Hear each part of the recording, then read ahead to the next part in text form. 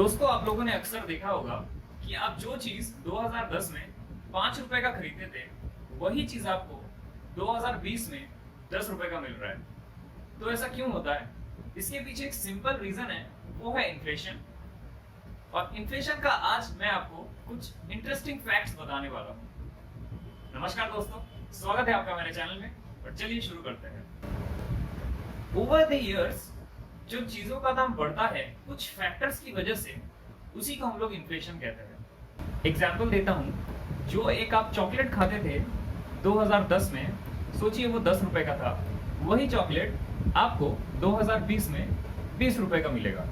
ऐसा most of the cases में ही होता है। अब इसके पीछे एक बहुत ही इंटरेस्टिंग फैक्ट्स है।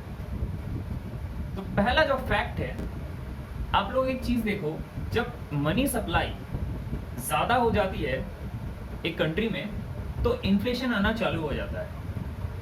आप एक चीज नोटिस कीजिए, ओवर द इयर्स लोगों के इनकम बढ़े हैं, घटे नहीं है। कुछ सिचुएशंस में घटे जरूर है, मगर ओवर द इयर्स पॉजिटिव ही रहे हैं। तो इसका एक इफेक्ट इन्फ्लेशन पे पड़ता है, क्योंकि रिसोर्सेस हमारे पास लिमिटेड है और हमारा जो मनी सप्लाई है वो ज्यादा हो गया है। मतलब लोगों के हाथ में अगर ज्यादा पैसा आता है तो चीजें तो वही की वही रहने वाली है, मतलब रिसोर्सेस तो ज्यादा नहीं होने वाले।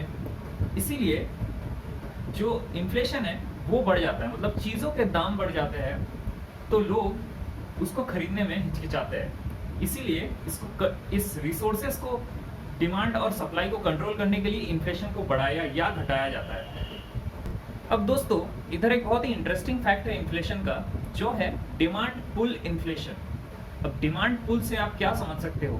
जो इन्फ्लेशन डिमांड को पुल करे, उसी को हम लोग बोलेंगे डिमांड पुल इन्फ्लेशन। आप लोग एक कोड से इसको देख सकते हो। मैं आपको कोड ऊपर आप देख सकते हो, मैंने इधर दे दिया है। Too many dollars chasing one good. इसका सिंपल मीनिंग है कि ज्यादा पैसा है लोगों के पास, मगर रिसोर्सेस कम है। इसी को हम लोग डिमांड पुल इन्फ्लेशन कहते हैं। इसके कुछ की फैक्टर्स है, जैसे जब चीज़ों के सप्लाई ज़्यादा नहीं होती है, तब डिमांड उसका बढ़ जाता है। तो डिमांड बढ़ने का एक रिजल्ट होता है कि उस चीज़ का दाम बढ़ जाता है। इसी का जो फैक्टर है, यही होता है डिमांड पुल इन्फ्लेशन। लोगों के पास ज़्यादा डिस्पोजेबल इनकम आ जाता है और लोग ज़्यादा स्पेंड करना चाहते हैं, मगर सप्लाई बहुत रेयर रहता है। तो डिमांड इसमें बहुत ज़्यादा हो जाता है, और डिमांड के साथ प्राइस का पॉजिटिव रिलेशन है।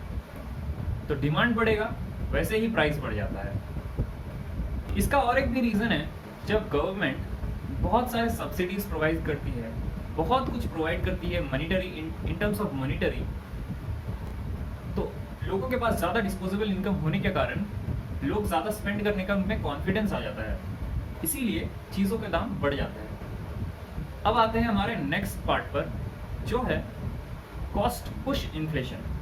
अब आप कॉस्ट पुश इन्फ्लेशन से क्या समझ सकते हो कि जो कॉस्ट है, जो cost of making of the goods है, वो अगर इंक्रीज हो जाए, इवेंचुअली जो इन्फ्लेशन है वो भी बढ़ जाएगा, चीज़ों के दाम वो भी बढ़ जाएंगे। तो इसकी भी कुछ फैक्टर्स है। अब आप लोग एक चीज़ देखिए, जब एक चीज़ का डिमांड सेम रहता है, कोई भी एक चीज़ पकड़ लीजिए, आप कोई भी एक FMCG प्रोडक्ट पकड़ लीजिए, तो उस चीज़ का डिमांड तो सेम है, फिर भी उसका दाम क्यों बढ़ा?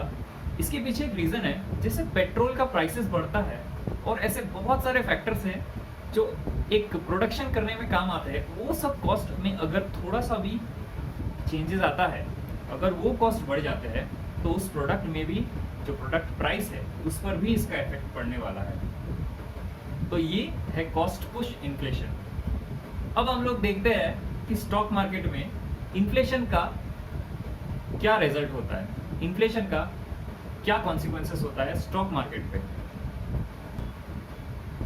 According to data, stock market में जब हाई इन्फ्लेशन रहता है, जब बहुत ज़्यादा स्टॉक मार्केट वॉलेटाइल हो जाता है, मगर हाई इन्फ्लेशन के कारण जो वैल्यू स्टॉक्स है वो अच्छा परफॉर्म करते हैं।